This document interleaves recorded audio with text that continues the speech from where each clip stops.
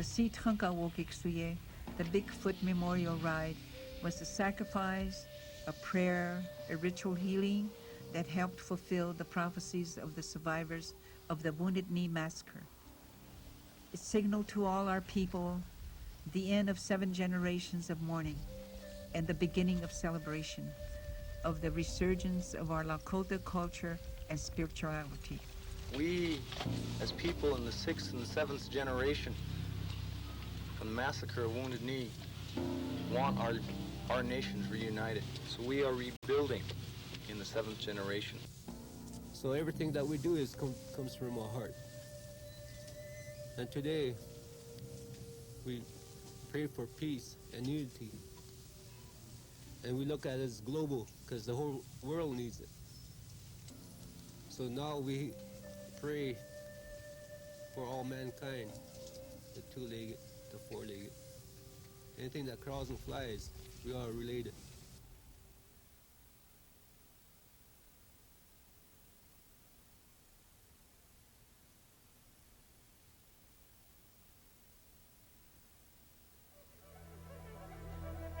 As the 20th century draws to a close, there is a new revitalization movement flourishing throughout the Indian communities of North America. Everywhere I go, all the way from Tennessee to California to North Dakota to Arizona to New Mexico to Toronto to Barrie to Alberta to Saskatoon to Vancouver, there is a movement going on. And it's tremendous. It seems that people want to get healthy. People are starting to change behaviors. People are starting to recognize that I can take responsibility for my own behavior. I can become sober. I can travel that wellness path, and I'm probably going to fall down.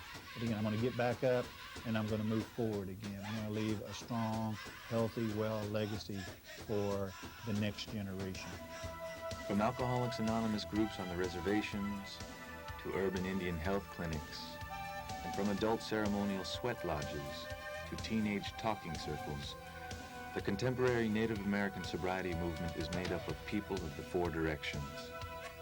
Thousands of sober Indians who, once finding their own sobriety, dedicate themselves to helping others to walk the good red road.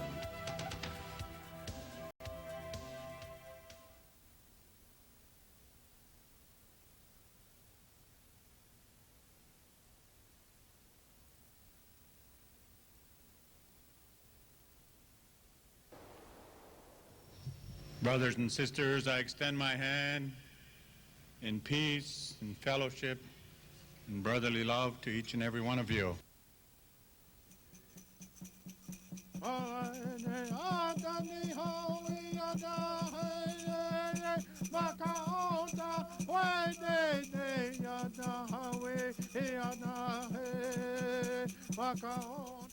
In his later years, he served his Indian people as tribal chairman, a PeyoteRoad man, as president of the National Congress of American Indians, and finally as a leader of the American Indian Religious Freedom Coalition. There are natural thinking people all over the world, intuitive cyclical thinking. By having that intuitive cyclical mode of thought, he was able to have respect for the creation. And through that, everything was sacred to him. And so his life was patterned that way. And I had the good fortune to meet intuitive thinkers from different corners of the world. Australian Aborigines and Maoris and black tribal Africans and the Sami people from Northern Europe. All intuitive thinkers who still have the same respect for the earth. And we shared these thoughts about the earth. And we shared our feelings about what is happening to the earth at this time. In 1993, Reuben passed away, but he left his Indian people with a beautiful legacy, the legacy of a contemporary Native American leader.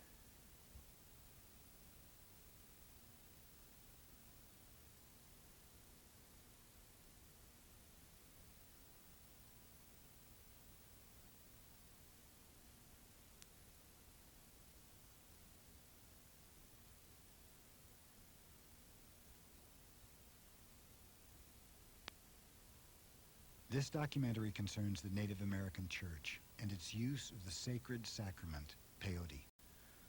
All efforts have been made in the making of this program to pay proper respects to this sacrament and this way of worship.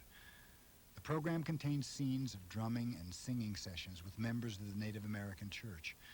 Although these scenes depict what a Native American church ceremony looks like, they are not actual peyote meetings. Out of respect, no ceremonies were interrupted for recording.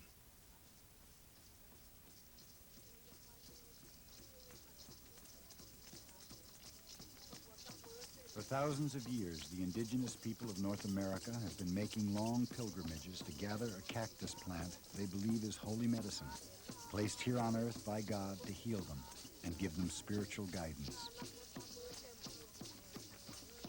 Devout prayers, rhythmic drumming, and the sacramental use of peyote are at the heart of ancient ceremonies that celebrate a way of life regarded as the Peyote Road.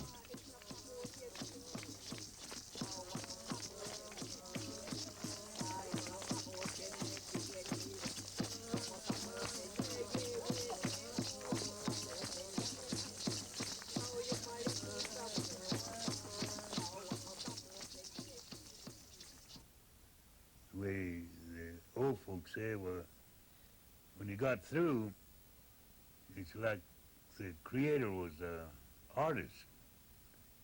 He gathered things and made all of this, set it up, and there's nobody around to enjoy it, nobody around to see it. So he put man on this earth. So our people, when they began to live, they found themselves living in a very strange and mysterious surroundings. So in their thinking, well, they thought, somebody made this. Whoever it is, whatever it is, a force, terrific force or spirit. So they decided it must be a great spirit that did this, created all of this. So one of the major things they started to do was to give thanks, pray. And they realized that their very existence depended on what nature had in store for them. The Creator put a little extra in this medicine. When the white man invaded or landed on this continent, it's like he said, my children's going to need help. They're going to need something so they could kind of understand. Some time ago, years back, generations back, this one lady had been traveling to her peoples, and she was very thirsty and hungry, and according to what they tell us, she was very tired and she fell asleep along the way.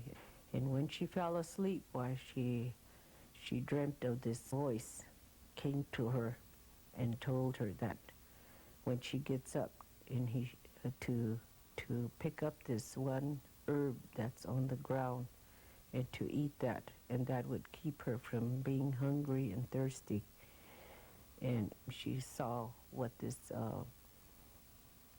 herb looked like in her dream. So when she woke up, why, she seen the herb there on the ground, so she picked it up and she used it. And she returned this medicine, as we so call it, took her back to her peoples, guided her back through prayer. When she partook of the medicine, she prayed and she found her way back to her peoples, and from there the relatives came with her and picked the medicine and used it.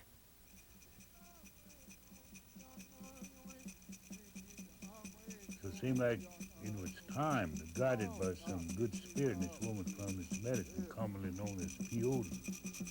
And then that's when the development started. Now, like I said, our people got it and developed it into a beautiful ceremony.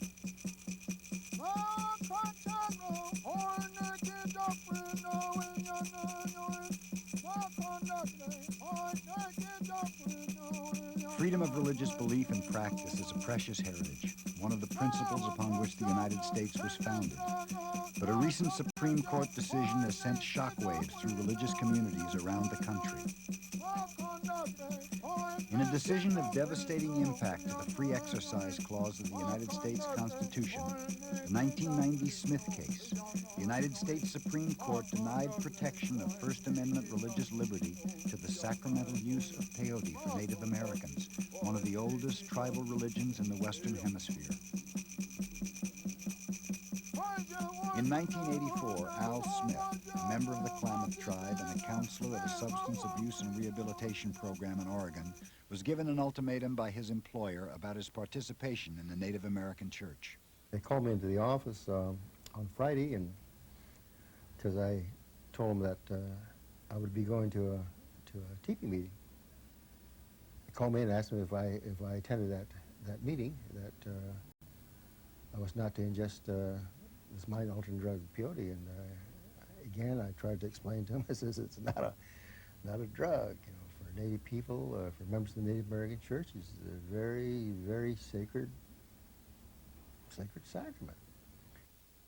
They called me in the office Monday and asked me if I had attended a Native American church ceremony, and I said I did. And they asked me if I ingested that mind-altering drug peyote, and I says no. I says, but I did take the sacrament, sacred sacrament. I says, and they says, well, you leave us no alternative, but we have to terminate you, you know. So it's always been a misunderstanding of cultures, a misunderstanding of definitions. It's been a language misunderstanding. Smith's application for unemployment benefits was initially denied by the state of Oregon. So he turned to the Oregon Court of Appeals, which reversed the decision, citing the federal exemption for sacramental wine during Prohibition. The Oregon Supreme Court upheld Smith's claim on the basis of freedom of religion. However, the United States Supreme Court abandoned decades of precedent on First Amendment law and ruled that the Constitution does not protect the sacramental use of peyote, even in the context of a religious tradition far older than the Constitution itself. Justice Scalia held that it too strictly protected the religious rights of American citizens, and that our society just simply could not withstand this test because we had too much religious diversity. And the underlying rationale for discarding the First Amendment test was very disturbing, and that is that America's religious diversity is a luxury, in the words of the court, that our American democracy cannot afford. So essentially what you have here is a situation where these people are having to practice their religion fearful of a knock on the door. And that simply is not right. It's certainly not right in America. And it's certainly not right in relation to a religious way of life that has been on this continent for millennia before this country was even created. Native American leaders across the country immediately recognized the implications of the Smith decision and declared a state of cultural emergency. Led by Reuben Snake of the Nebraska Winnebago tribe, a coalition on the peyote issue was formed to appeal to Senate leaders for a series of congressional hearings on the crisis in religious freedom for Native Americans. Senator Daniel Inouye agreed to hold the first of the hearings in Portland, Oregon in the spring of 1992. Right to freely exercise our religion is a right that millions have sacrificed their lives for. It is a right that is so fundamental to our way of life. No matter whether we are Christian, Jew, or Buddhist, or Muslim, should any of our religious practices be threatened, we join together in defense of our right to exercise our religious belief, except perhaps when it comes to the religious practices of the native people of this country. These are the religious practices that are little understood and which in recent years the rulings of courts have systematically undermined. We should all feel threatened when the religious rights of Native people are challenged. For today it may be their rights, someone else's religious rights that are discouraged. But tomorrow it may well be ours. In 1952, the President of these United States, Dwight D. Eisenhower, said these words: "Whatever America desires for the world must first come to pass in the heart of America." And today, our national leaders, our President, and members of his administration, the Secretary of State, they travel to the four corners of the globe professing support of human rights in all the different nations of the world. They say, live up to your teachings and protect the human rights of people.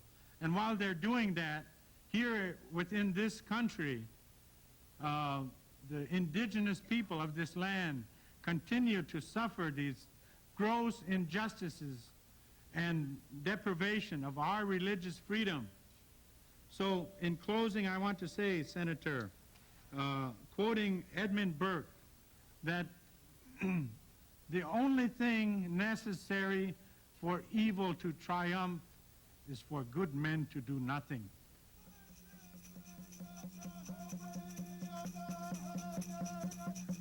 Peyote is a spineless cactus plant that grows along the Rio Grande River Valley in Texas and northern Mexico. After being used by tribal people for centuries for a wide range of purposes, from healing to divination, today it continues to be a sacrament in a set of profound religious ceremonies among many tribes throughout the United States, Mexico, and Canada. The roots of this religion go way, way back into the Indians of the Central and South America. How long? Well, longer than historians are able to determine. Probably we're talking about maybe 40 or 50,000 years. And so the first question that the historian of religion raises, the time test, by this criterion, the Native American church has a solid grounding which makes historians of religion intensely interested in it and viewing it as an authentic, bona fide religious tradition of humanity. Antes lo liviana a uno. Si tú pides un trabajo, otras cosas más, quieres saber y te lo da para caminar más bien, saber más bien. El peyote ese no es dañoso, ese es bueno, ese da el corazón muy bien, a pensar todo bien, para tener más fuerza, para subir más arriba. Ese, para eso está nomás, no para otras cosas. No, así como dicen, ese no es droga. The Huichol Indians have been using peyote. They collected it during a long journey of about a month on foot, and then the return trip. The Huichol believe that the peyote is the heart of the Creator, that this was given to them in order to help them understand how they should relate to the world that they live in, how they should maintain harmony in that world, so that the medicine is approached with a reverence. Offerings are made before the peyote is cut. And all of this is done out of respect for the Creator and the heart of the Creator that they're going to ingest. While many of the old ways were being outlawed and destroyed by the white man, the ancient practice of peyote became a more profound source of spiritual strength than ever before, offering hope and faith for an uncertain future. At the center of many stories of the rapid diffusion of the medicine is one of the most powerful spiritual leaders of the day, the Comanche, Quanah Parker. According to legend, on one of the Comanche October moon raids into southern Texas, Quanah was gored by a bull and healed by a Lipan Apache curandera, a medicine woman who treated him with her people's traditional herb. Many of the elements that I saw with the Huichol are carried over into the Native American church. The Carrizo Indians lived in the area from Laredo, Texas to the Gulf of Mexico, right along the Rio Grande, the border between Mexico and the United States. And they did have a pre-Columbian way of using the medicine. This way was evidently taught to the Lipan Apache, who also lived in that southern part of Texas near the Carrizo. The Lipan Apache then transformed the rite and carried it on to the Kiowa Apache, the Kiowa, and the Comanche. And the Comanche, particularly because of people like Quanah Parker, rapidly shared that ceremony with their tribes to the north of them. And it just spread like wildfire after 1880 when the railroad connected Laredo, Texas with Indian Territory, Oklahoma. Despite the unifying influence of the peyote meetings, soon there was violent opposition from missionaries, Indian agents, and the Bureau of Indian Affairs. The early explorers and settlers viewed the tribal people through ethnocentric eyes and failed to realize that the tribes had ancient religious beliefs and practices that they were observing. And I think it's very ironic that the first settlers that came to these shores are ones who came in search of religious freedom, but yet they did not apply those same values to the indigenous populations that were already here. The expansionist policies of the early United States government inevitably worked to suppress tribal religious practices. And this included federal statutes, for example, that conveyed Indian land to missionary groups for church work amongst the Indians, to Christianize the Indians. The government, in addition, would also appoint routinely missionary groups as Indian agents that were in charge of entire Indian nations or Indian reservations to further assist as the government representative in separating Indians from their way of life and making them into Christian farmers, basically. That policy in the 1890s, after the tribes were placed onto Indian reservations, took a darker turn when the government acted to stamp out by military force, for example, the ghost dance religion, the slaughter of ghost dancers at Wounded Knee, the arrest of ghost dance leaders on other reservations. And ultimately, in 1894, the Bureau of Indian Affairs did a complete ban on tribal religions, which resulted in incarceration, denial of rations for engaging in tribal religious ceremonies. The United States government policy of outlawing all Native American religious practices was a tragic contradiction of another official government policy known as the Trust Doctrine, in which the United States declared its responsibility to preserve and protect Native American culture and sovereignty. But, as my clients tell me so often, sovereignty does not mean much. It rings hollow if you do not have an intact culture to protect and to enjoy. Ever since their first contact with the indigenous people of the New World, European immigrants have found Indian religions strange and often terrifying. Once peyote use was discovered among tribes of the Great Plains, zealous missionaries began agitating. As early as 1897, anti-peyote groups attempted to pass a prohibition act. Quanah Parker led a delegation of peyote roadmen and medical experts to Oklahoma City in 1907 to establish the legal status of peyote in Oklahoma. Repeated efforts to include peyote among the narcotics suppressed by the Indian Appropriation Bill convinced many that the freedom of Native Americans to practice their sovereign religion would have to be fought for. Albert Hensley, a Winnebago roadman, eloquently defended peyote practice. James Mooney, an anthropologist from the Smithsonian Institution, led a successful defense in the Intertribal Conference of 1918 and worked with members of various Oklahoma tribes to establish a Peyote church. In the early 1900s, anthropologists from the Smithsonian Institution chose the Oto Missouri Reservation at Red Rock, Oklahoma, to attend a Native American church gathering. The elders of the reservation chose Charlie Whitehorn to conduct the meeting. And they told him, grandfather, you're the one that's in charge tonight. You're our prayer chief. They believe that this Peyote cult could possibly be banned and outlawed, just the way that the ghost dance was. The anthropologists liked what they saw and what they heard, and the PeyoteRoad promoted family stability, and in there was sobriety and self-sufficiency, and also brotherly love.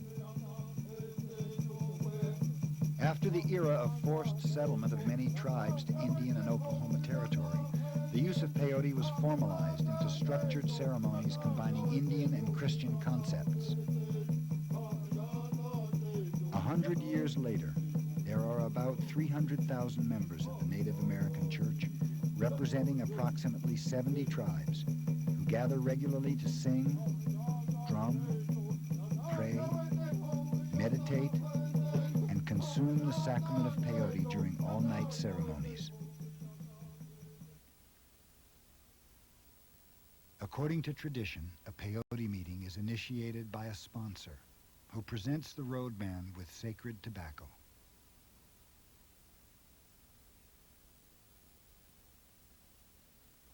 Oh, Johnny and Reuben, I want to ask that we can have a meeting to pray for our people.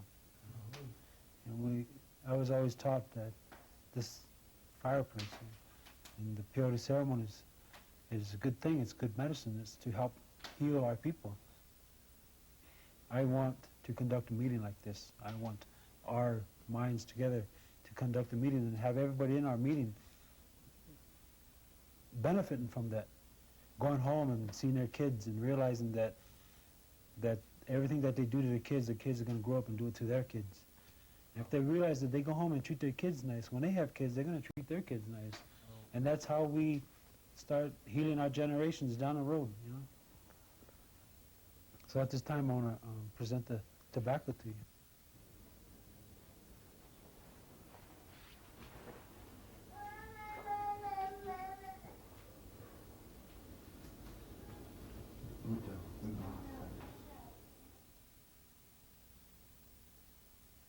My uncle, Gordon Thunder, told us that when we put up a teepee, make everything as neat and as perfect as we can get it, because we're making it all look and appear presentable unto the Lord. Because we're going to come in here and we're going to pray and ask God for life, especially for our children. So we want that good spirit to stay among us. And when everything is nice and neat, they say there is a place for everything and everything should be in its place. So we put the teepee up just as perfect as we can.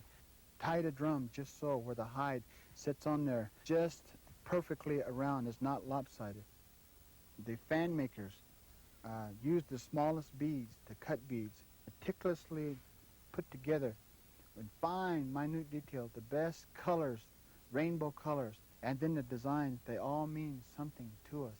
And when they're put on, they're prayed about, such a way that when the finished product comes out, it's a work of love, because we love this way of life.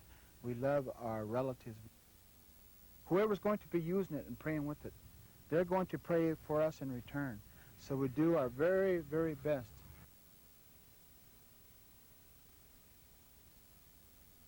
In referring to the instruments that was given to us by the Creator in this way of life, first of all, we have what we call the staff of life. Some of the staffs are fashioned in the form of a spear or a lance that we would use on the buffalo hunt. And then some of those are fashioned in the form of a bow that was used with the bow and arrow. And we would take that out into the wilderness to provide for our family. At the same time, we would provide protection for our villages.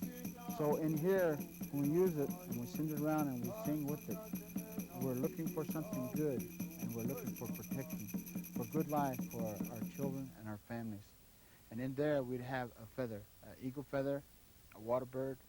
Each one of these feathers have a story to it. And then there is a gourd. Some say peyote rattle, but we call it a gourd. In the scriptures, the 23rd Psalm, it says, all the days of my life I will fear no evil, for thy rod and thy staff comfort me. So to us, the staff of life, the rod is the gourd. We have these instruments, and then we have our water drum, and sing these songs. That is going to be our comfort.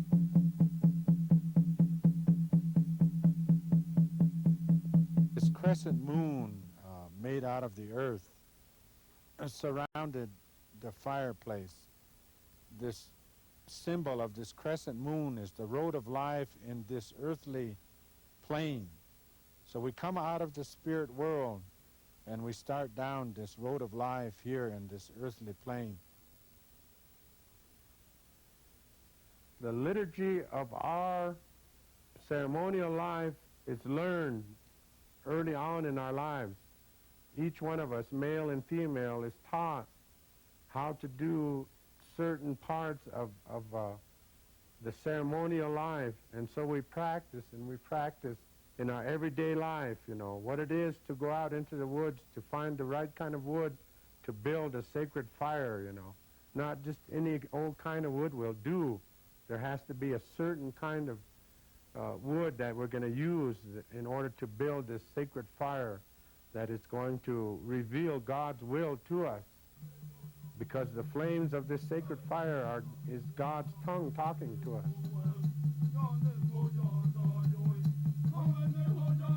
And so we sit in a circle around the light of this sacred fire, and we ingest this divine medicine, and we put our minds on this fireplace, and we raise our voices in song so that our minds become fused into one thought. And when you're hearing the prayers in here, the purpose of the prayers, when you hear that in here, then you keep your mind that way. You keep your mind on that one thing throughout the night. There's going to be time in the morning for you to pray for yourself and your family, but you always do that last. You don't do that first. You think about everything else in here. That person that is offering that tobacco is asking for help, and that's the full purpose of why you're here.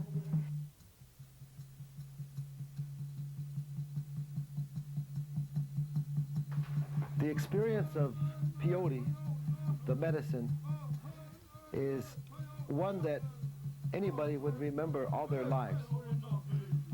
Your body starts to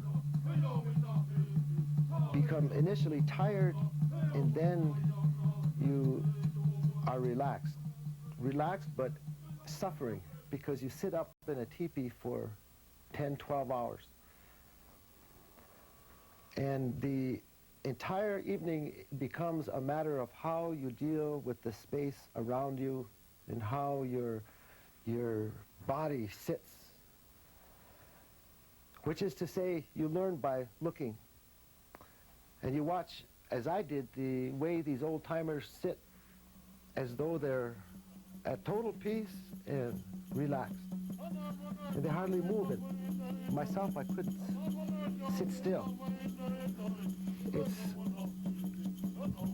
the learning of the ways from watching, and from listening and participating. You get very clear and contemplative. And the fire is what consumes your interest and attention. And that's where the ancient and the recent have come together. And the drum pushes it all toward the eastern sky.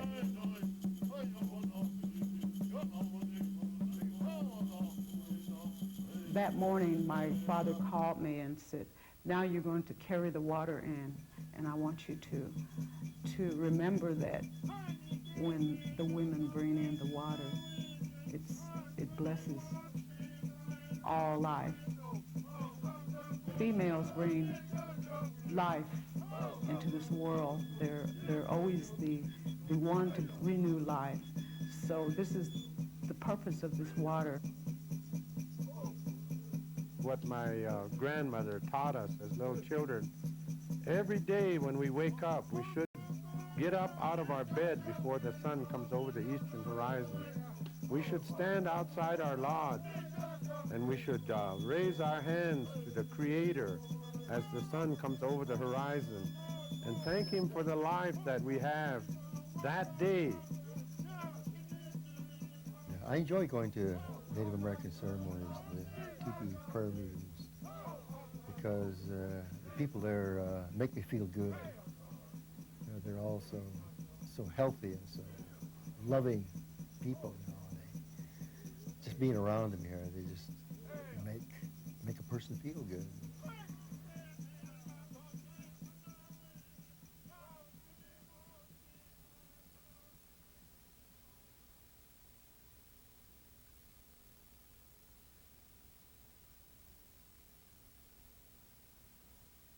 In 1965, peyote was added to the list of controlled substances in the Federal Drug Abuse Control Act.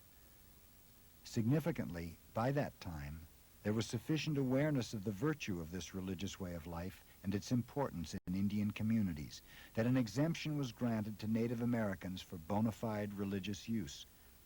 Since that time, the Native American Church has enjoyed a mutually respectful working relationship with the Federal Drug Enforcement Agency. As Mecca is sacred to the Muslims and Jerusalem is sacred to the Jews and Christians, so the peyote gardens are sacred to the indigenous people who use peyote as a sacrament. When Texas outlawed peyote possession in 1967, the entire Native American church community was alarmed because the prohibition would endanger their sacred pilgrimages to the peyote gardens. In response, delegates from 19 tribal groups met in an effort to persuade the Texas legislature to amend its law. The state granted a religious exemption with the provision that peyote harvesters register with the state, keep records, and require proof that recipients are Indians who are bona fide members of the Native American Church. In 1945, Amada Cardenas became the first licensed peyotero, a legal harvester of peyote in Texas. Since then, more than 1,000 Native American church members from all over North America have visited her during their peyote pilgrimages. It's quite a job to go get it. Because we have to walk and dig it, put it in the sack, put it in the truck. They asked me to what it tastes. It's bitter. You like it, you not, you don't eat it. It's quite bitter. No, maybe they don't like it. It's feeling good, feeling strong, open mind. It's good. There's nothing to worry about. Back in '76, when I first went down to make my pilgrimage to the Peyote Gardens, I heard about Mrs. Cardenas before, you know, when we were small, that we was, in them days, we was she was shipping our medicine to us. But I think it would be better if we go down there and check, see where the medicine comes from. That's what my thoughts were. And when I got down there, I saw her house, I visited with her. She was a real good person. You know, hospitality was in her heart. Any church member that's making this pilgrimage down there is welcome to stay in her house. And what someone said was, I think that was pretty good. She was called a Peyote Rose, you know, and I think that's a good name for her. The people that comes around here, they use it. And I never see nothing wrong with them. Mm-hmm. You can see more when someone is drinking. Yeah. But in this meetings, everything is quiet always. There are prayers and worshiping, everything goes just right. I never see nothing wrong with them people that comes here. In spite of the cooperative relationship between the Federal Drug Enforcement Agency, the Texas Department of Public Safety, and the Native American Church, individual states are not compelled to honor the religious freedom of Native American church members, despite the government's trust responsibility to protect and preserve Indian cultures. Since the Smith case ruling, each state is free to make its own laws. Native American church members who have lawfully acquired the peyote in Texas can still be arrested and prosecuted in states they may live in or must travel through on their way home from the Texas peyote gardens. That there was a young man here just last week. He lives in Indiana. He's a member of our church, local chapter. He's got him an employment in Indiana. He asked me to send him a membership card because he's a member of our local chapter. And when I thought about it, I don't know whether Indiana they legalized this peyote in their state. To send this to him, and I even sent him with some peyotes with him. If they catch him with that peyote on his person, I don't know what they will do to him. We would like to get in the 50 states of the United States where they could pass laws giving us privilege to even just go through their state with this peyote in our possession. We would be satisfied. If they don't have no way of saying this peyote is legal in their state, we'll be arrested. Today our nation has a very serious drug abuse problem here in the United States, and it has led to what has been popularly called the drug war, in which our nation is taking all necessary steps to address this serious and debilitating national problem. However, the Native American Church's religious use of peyote is very remote and very far removed from our nation's drug war. It did not cause it. It did not contribute to it. You go to any city in the country, and within 3 blocks of downtown, you can buy any kind of drug you want. But the average citizen would have to spend weeks or maybe months even locating a member of the Native American Church, let alone finding one that might have peyote on them at the time. So the situation, when you put it together, becomes surrealistic. And this is basically the term that dissenting justices on the Supreme Court are going to use more and more when you're talking about Indian cases, that you try and apply that other white man's law to it, and the results become totally absurd. This substance, which within this religion is regarded as God's flesh, just in the way that bread is regarded as the flesh of Jesus and wine, the blood of Jesus. To speak of peyote as a narcotic is like speaking of the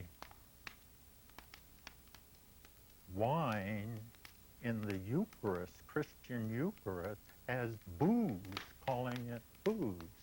There is about equal logic in both of these designations. In 1977, Dr. Manuel Carrell worked as medical doctor and director of the Drug Dependency Unit at the Indian Health Service Hospital in Winnebago, Nebraska. When I came, I kind of thought peyote was a drug, you know, a drug of abuse, and you weren't going to convince me otherwise. When I was there and I was in charge of their drug-dependent unit, peyote was not a problem. Peyote wasn't what I was seeing as a problem. Winnebago is and was, at those times, fortunate to have the only drug-dependent unit in the entire Indian Health Service system.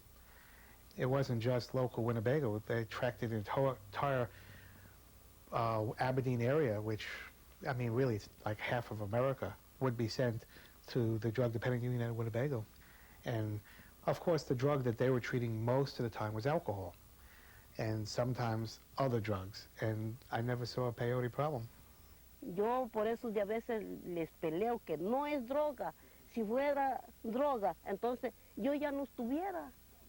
Desde cuando empecé a comer, pues antes me está dando vida, vida, vida. Hasta ahorita aquí vengo. The Huichol Indians are a group of Indians that live in western, northwestern Mexico. And they use it regularly, and they have evolved a complex cultural life in relation to its use. They use it, so to speak, from the cradle to the grave. We used as our control a group of Huichol Indians who lived some miles away, who had similar habits to theirs, but did not use peyote. And we took blood from both the Huichol Indians that use peyote and the non-peyote users, and compared them, and found that there was very little, almost no chromosomal damage in both of the groups, and that according to the local doctor who took care of the Indians, he did not feel that there was any increase in any unusual birth defects or any unusual medical defects as a consequence of using peyote. I personally, as I said, from infancy have been using this divine medicine. I have never, ever had a hallucinatory experience. I have never used this medicine to try to attain a state of euphoria, which is just a glossy way of saying getting high. Never in my life. I have never known a Native American church person to be hallucinating or to use this other than to get into harmony with God, a means of becoming aware of God's creation. When I've eaten the sacred sacrament of the Native American Church, it brings upon a real contemplative mood and great lucidity in thoughts. I'm able to literally project what I intend to do in the future. And with the sacrament as my guide, I'm able to think about good things, not only for myself, but for those that might benefit from the actions I intend to take. During a Native American church meeting, I thought about many of the problems facing our nation as Indian people. And I decided at that point that many of those problems were legal problems. And I wanted to obtain an education and learn about the law. So it was during that particular meeting that I thought about these issues that I decided to become a lawyer. If we're praying for the healing of someone's sick body, or sick mind, or some emotional problem, or maybe we're gathered in celebration, maybe we're celebrating a marriage, a union, maybe we're celebrating the birth of a child, we want that child to live a long and happy life, or maybe one of our young people is going off into the armed forces and we want them to be safe and to fulfill their military obligations in an honorable way and come home to us in a good frame of mind and a good physical health. I was a paratrooper and scuba diver in First Force Recon Platoon at the tail end of Vietnam. It took me over there and it brought me back. I prayed with Creator God, take me over there and bring me back with nothing wrong with me. Give me an honorable discharge that I make my relatives, my clans, my people proud of me. And I won't forget this prayer. So today, it's been 21 years I've lived a life of sobriety. It's very hypocritical at this point for me in terms of the Supreme Court decision that was made against our Native American church religion. I have a cousin who is college degreed. He's a very quiet man. He's not very old, but he has been brought up in this Native American church. And my cousin is one of the ones that served running the computers that had to do with the missiles that were being shot up in the air. And he had to, that was his job. For him to serve that way and to defend this country and to defend the right for us to pray,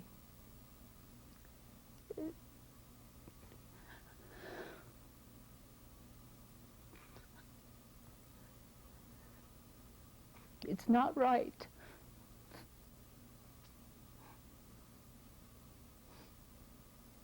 And I've also been sent to Saudi Arabia to take part in Operation Desert Shield / Desert Storm.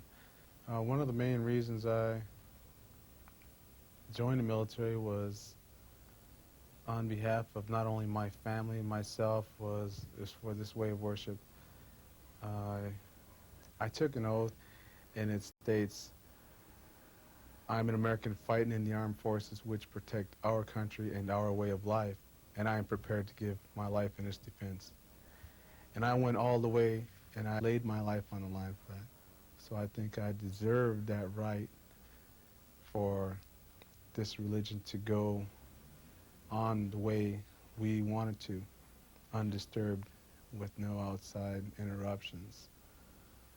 Presidents Nixon and Kennedy both went on the record to support the sovereign rights of Native Americans. In 1970, President Nixon wrote, "The story of the Indian in America is something more than the record of the white man's frequent aggression, broken agreements, intermittent remorse, and prolonged failure. It is a record also of endurance, of survival, of adaptation and creativity in the face of overwhelming obstacles. It is a record of enormous contributions to this country, to its art and culture, to its strength and spirit, to its sense of history and its sense of purpose." President Kennedy wrote in 1963, "Before we can set out on the road to success, we have to know where we are going, and to do that we have to know where we have been in the past. It seems a basic requirement to study the history of Native American people. Only through this study can we as a nation do what must be done if our treatment of the Native American is not to be marked down for all time as a national disgrace." In her opinion in the Smith case, Justice O'Connor expressed very deep concern about the majority's decision, which referred American Indians to Congress to obtain legislative protection for their human rights to worship. Her concern was that the very purpose of the First Amendment is to withhold certain basic rights such as religion, speech, freedom of association, freedom of conscience from the vagaries of the political process. After Smith, there is a real and troublesome question about whether the free exercise clause has any real practical meaning in the law at all.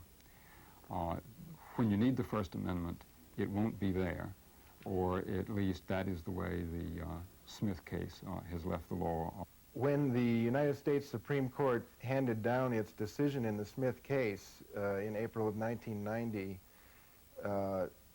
church leaders from all different churches around the country were shocked. No one expected the decision to be so far-reaching. I have been keeping a record since April 17th of 1990 when the court decided this. And I think there are about 18 cases that have been controlled by Smith. In one of them, the Philadelphia Friends, the Quakers, some of their employees had conscientious objections to paying taxes for support of war. Judge Norma Shapiro in the Federal District Court in Philadelphia said, reluctantly, that since the Smith decision, she had to permit the Internal Revenue Service to compel the Friends to override their employees' consciences. And she added, it's ironic that in the state which William Penn founded to protect the consciences of Quakers, there is nothing in the state or federal constitution to protect the rights of conscience for the Quakers. A prohibition law in a state could keep us from using wine for sacramental purposes. I suppose it could, hate to put ideas in anybody's head, but I suppose it could also do away with circumcision. I know that that it could be used, and I'll bet that we will see one coming down the pike pretty soon to do away with kosher slaughtering. There are just any number of things that can happen, but it can go all the way. It can go all the way to suppress and stifle, to the point almost of elimination, religion. It is a horrendous kind of a development. The federal Congress can pass special Indian legislation, and it has in the past passed legislation dealing with religious freedom to give Christians access to Indian reservations. Treaties that say you cannot bring liquor on the reservation, Congress gives churches an exemption to bring wine on the reservation for communion services. So it's well within the power of Congress. We really can't lose because we have those reservation enclaves. The rest of the country can lose, and will lose drastically, every time they take an Indian case and rule against it, because what they're doing is tearing up their own constitution in order to get at us. As a member of the United States Senate, it does not please me at all to know that of the 800 treaties that were signed by Indian nations and the President of the United States, the Senate of the United States refused to act upon 430 of them. They just filed it away, although we insisted that the Indians live up to their agreements. And we ratified 370 of the treaties. But sadly, I must tell you that of the 370 treaties that the United States Senate ratified, the United States government violated provisions in every one of them.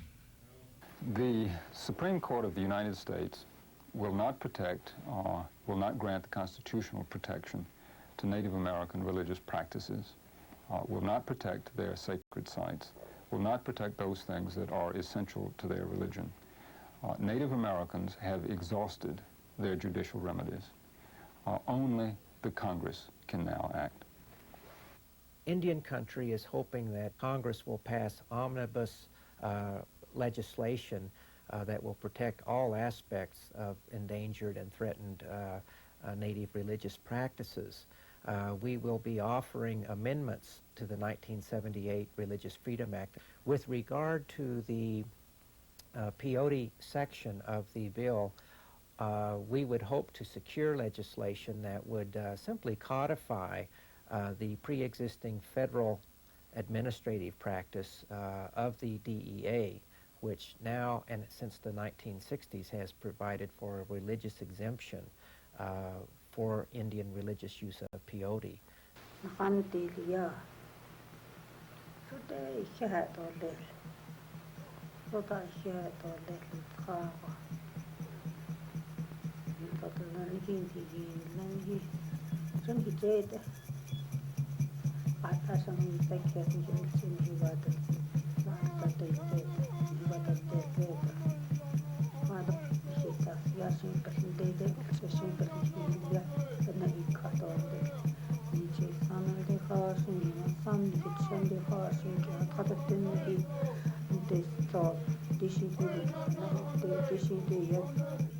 Love, faith, hope, and charity. Those are the basic primeval laws that a human will need in order to survive. That is what Indian people believe is inherent in the power of this medicine.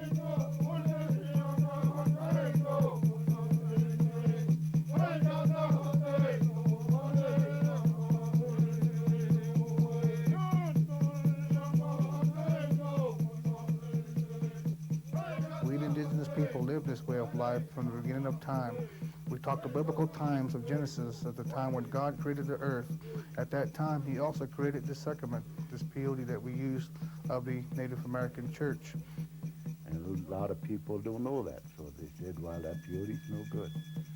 But it's good for me. I lived this long, and I brought up all my children. I teach him. I teach him how to put up teepees and make this fireplace. And I brought him up like that. And I don't see nothing wrong. I don't see nothing. They all have homes. They all have bright minds. They all think good. They all have families. And I'm still here.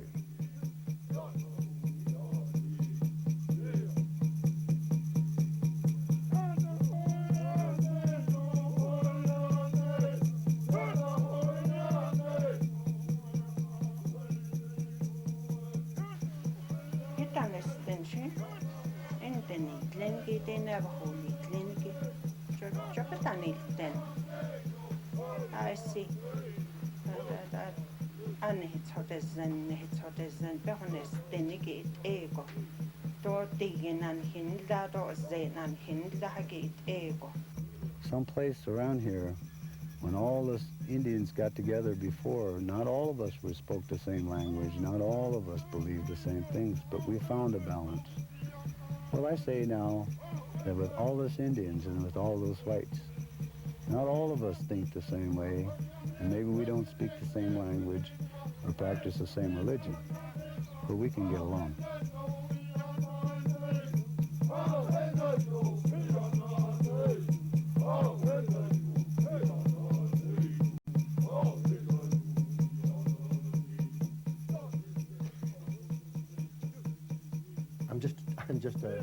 Been a tool in this whole, I've been a pawn in this whole thing.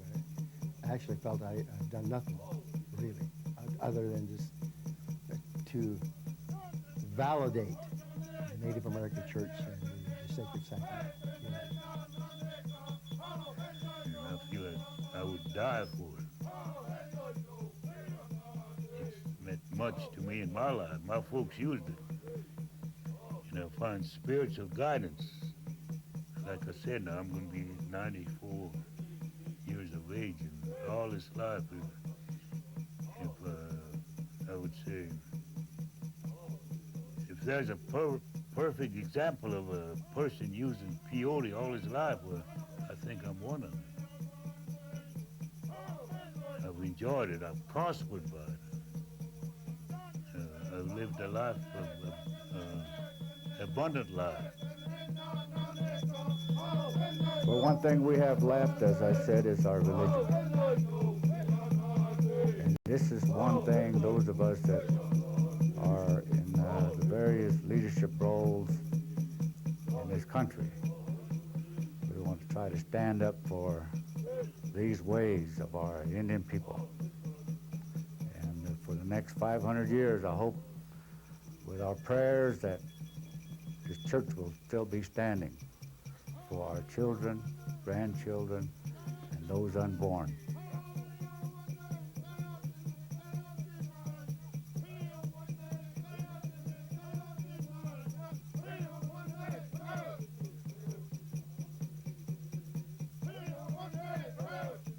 Ofreciendo. Y tú ya le puedes decir, no, pues yo quiero agarrar este camino. El camino, el que es malo, también te puede decir, ese camino no sirve, y este camino no sirve, y mira, este camino es derecho. So this is the road that we're journeying down. Some Indian traditions speak of the good red road. Some of us that have the belief say this is the Jesus road. Some refer to it as the Peyote road.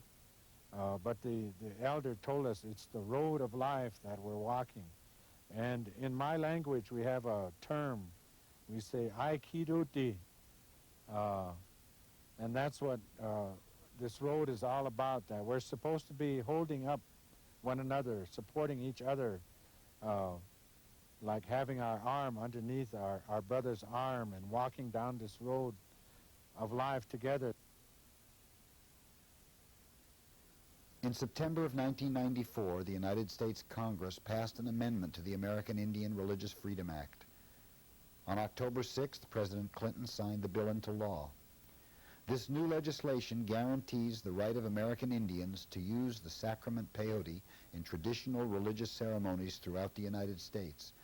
It also prohibits discrimination for such use and provides for legal procurement and transportation of peyote for members of the Native American Church.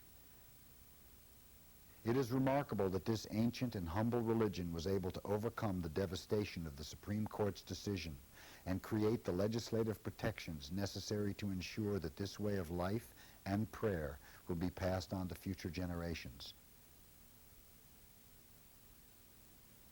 On June 28, 1993, 6 months after the completion of this program, the executive producer of the PeyoteRoad, Reuben A. Snake Jr., passed away.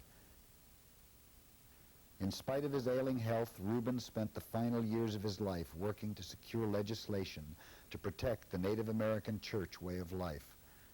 Reuben will be remembered for his humor, his wisdom, and his dedication to Indian people of many nations.